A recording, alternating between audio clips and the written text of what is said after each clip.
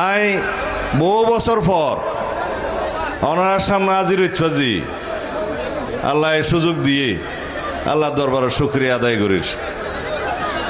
আরে গুম করি ফেলাইল হত্যা করিবার উদ্দেশ্যে ওনারা এদেশের জনগণ আর মা বৈনকল আল্লাহর হাসে মনাজাত গুজন আল্লাহ কবুল গুজা বাঁচি আছি ওনার সামনে দিয়ে আছে।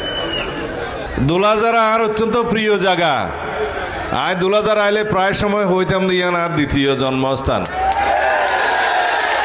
এটা ফোন দি এই মাটিয়ানোর দুলাজারা স্কুলের মাঠ খাওয়া দে অনেক ইয়ানতুন রাতীয় পর্যায়ে অনেক খেলোয়াড় এতুন যায়।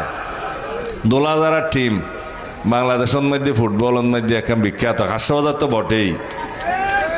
ইয়ানরে মিনি স্টেডিয়াম হইতো সাত দে এরিয়া ফইন্দি গরিবল্লা সাইরে কুদ্দি যেভাবে দেওয়াল দি ফেলে জায়গা ইয়ান দি হইব না ফিসদি জায়গা আছে না ফিসদি জায়গা আছে না সেটটা কমফলা। আচ্ছা যদি লাম্বাদ মধ্যে থাকে সেটটার মধ্যে থাকে কারণ রাস্তা এইবার তো চলেই নইব আল্লাহ দিলে রাস্তার মধ্যে বহু জায়গা যাইব। ইয়ার বাদে ফিসদি জায়গা দিলে ইয়ানোর একখান স্টেডিয়াম নিজের দায়িত্বে দিবেন। কিন্তু স্টেডিয়াম বানাইতে গেলে এঙ্গুরিয়ার গ্যালারি বানা ফেরত একটা জায়গা জাগুই গ্যালারি মিক্ষাত দি করি বাকি ফাঁকারা ইয়েরে একখান মিনি স্টেডিয়াম করা যাবে ইনশাআল্লাহ।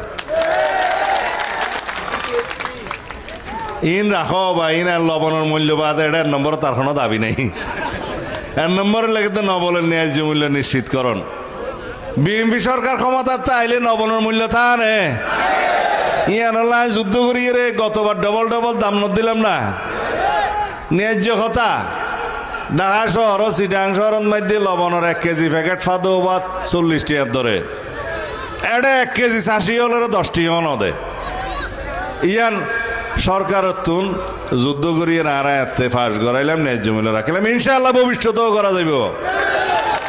বিএনপি সরকার লবণ চাষি হল সরকার।